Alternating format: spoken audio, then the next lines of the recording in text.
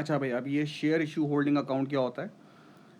देखें भाई, शेयर जब आप इशू करते हैं ना, तो आप एक टेम्प्रेरी अकाउंट खोलते हैं, शेयर इशू होल्डिंग अकाउंट, और जितने भी शेयर्स आते हैं आप उसमें ट्रांसफ़र कर देते हैं, और फिर वहाँ से उठा के आप कैपिटल अकाउंट में ले जाते हैं।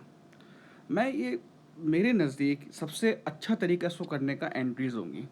आप एंट्रीज समझ लें, पोस्टिंग फिर आप कर लीजिएगा। सबसे पहले वो कह रहा है कि उसने 50,000 शेयर्स ऑफ़र किए मार्केट में, और हमें एप्लीकेशन कितनी रिसीव हो गई? 65,000। जैसे ही एप्लीकेशन रिसीव हुई, मेरे बैंक में पैसा आया, बैंक हो गया डेबिट 65,000, और एप्लीकेशन के साथ कितने पैसे आपको पे करने? 0.50। तो ये हो जाएगा आपके पास 32,500, और ये आप शेयर इशू होल्डिंग अकाउंट इसमें जाके रख देंगे आप। ठीक है भाई, ये आपके पास 65,000 आ गए। अब आप क्या करेंगे? 65,000 में आपको देने कितने हैं? आपको देने 50,000। तो आप क्या करेंगे? अलॉटमेंट पे जो आपने 50,000 शेयर सेलेक्ट किए होंगे, आप उससे कहेंगे कि यार आप एक काम करो, आप हमें बकिया पेमेंट कर दो, जो कि अलॉटमेंट पे कितनी होनी थी? 70,000। तो ये 50,000 शेयर्स थे, इंटू 0.70, 70,000 कह रहा हूँ, 0.70, ये आ जाएगा 35,000। Share issue holding account 35,000। ठीक है भाई, अब शेयर इशू करने थे आपको 50,000, आपके पास एप्लीकेशन आ गई, अमाउंट आ गई, आपके पास आ गई 65,000।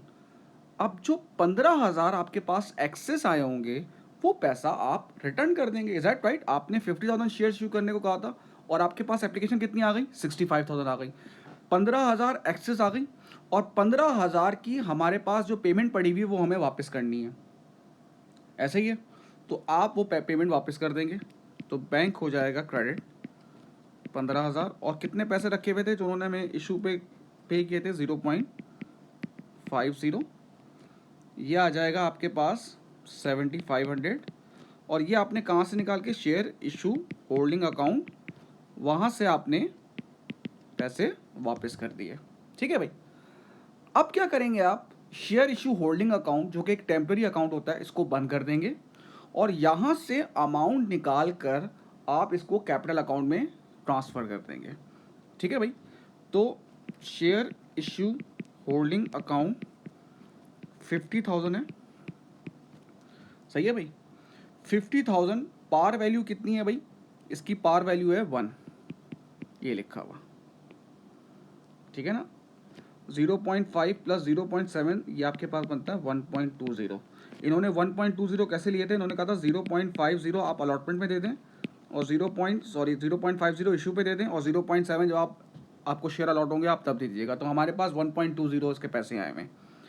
तो यहाँ से शेयर इशू होल्डिंग अकाउंट से मैं पैसे निकालूंगा, अमाउंट निकालूंगा, और मैं ट्रांसफ़र कर दूंगा शेयर कैपिटल पे।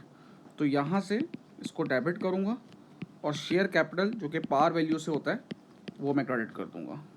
बिल्कुल सेम ऐसे ही 1 रुपये की चीज़ के लिए मेरे पास 1.20 के अमाउंट आई हुई थी, तो जाहिर सी बात है प्रीमियम है, वो प्रीमियम भी शेयर इशू होल्डिंग अकाउंट में रखा होगा, वो वहाँ से निकाल के बेटा 0.20 आप वहाँ से निकाल के आप कहाँ रख देंगे? शेयर प्रीमियम में रख देंगे। अब ये इसकी एंट्रीज हो गई। अब इस एंट्रीज को उठा के आप डायरेक्ट टी अकाउंट में, जो भी टी अकाउंट्स हैं उसमें आप पोस्ट कर दीजिएगा, वो आपको सोल्यूशन में मिल जाएंगे, और आपसे वो सवाल हो जाएगा। अगर मैं इसको डायरेक्ट करता ना, तो मुझे ऐसा लगता है कि बच्चों को समझने में मुश्किल होता। ठीक है, इसको प्लीज़ आप एक दफ़ा दोबारा देख लीजिएगा, ये बहुत कम आया है। तो जो हमने शेयर इशू किए थे वो 1 फरवरी 2016 को किए थे। ये 50,000, ये रहा 50,000 जो आपने शेयर इशू किए हैं, ये रहा। उसके बाद ये आपको दिया हुआ है। ठीक है भाई, अब ये देख लेते हैं भाई, share capital, share premium, revaluation reserves, retain earning. पहले मैं ओपनिंग बैलेंस लिख दूंगा जो ऊपर लिखा हुआ है 4,00,000, शेयर प्रीमियम लिखा हुआ है 40,000, रिवैल्यूएशन रिजर्व नहीं दिया हुआ, रिटेन अर्निंग दिया हुआ है 2,10,000, प्रॉफिट फॉर द ईयर, ये दिया हुआ 65,000। अब ज़रा देखें भाई, सबसे पहले वो कह रहा है 30 नवंबर, अब डेट्स बड़ी इंपॉर्टेंट है, उसने फाइनल डिविडेंड पे कर दिया। अब देखो 30 नवंबर, अगर मैं पीछे जाके देखता हूँ 1 फ़रवरी 2016 यानी कि नवंबर 2015 तक हमने वो शेयर इशू नहीं किए हुए, इज दैट राइट? तो 4 लाख में से आप 50,000 माइनस करोगे, ये 50,000 कहाँ से आया, इसको आप माइनस करोगे तो आपके पास इसका मतलब है 3,50,000 शेयर थे। कब? फर्स्ट ये 30 नवंबर 2015 में 3,50,000। कितना है भाई डिविडेंड? 2%, ये हो रहा है 7,000। फिर इंटरिम आ गया। इंटरिम कब है? 31 मई 2016, और वो कह रहा है ऑन ऑल शेयर्स। 31 मई 2016 तक आप जो पिछले सब जो पार्ट है उसके शेयर्स आप इशू कर चुके थे, यानी कि 3,50,000 प्लस 50,000 यानी कि 4 लाख ये आ रहा है। जो 4 लाख आप शेयर्स उस वक्त तक इशू आपके हो चुके थे टोटल मिला के, तो आप 4 लाख कर लेंगे। कितना है इंटरिम? 3%, ये आ रहा है 12,000। अब लास्ट है रिवैल्यूएशन रिजर्व, 8,20 से 8,50 हो गया, यानी कि 30,000 से ये बढ़ गया। तो ये अब आप करेंगे तो ये आपका आंसर आ जाएगा। ठीक है भाई।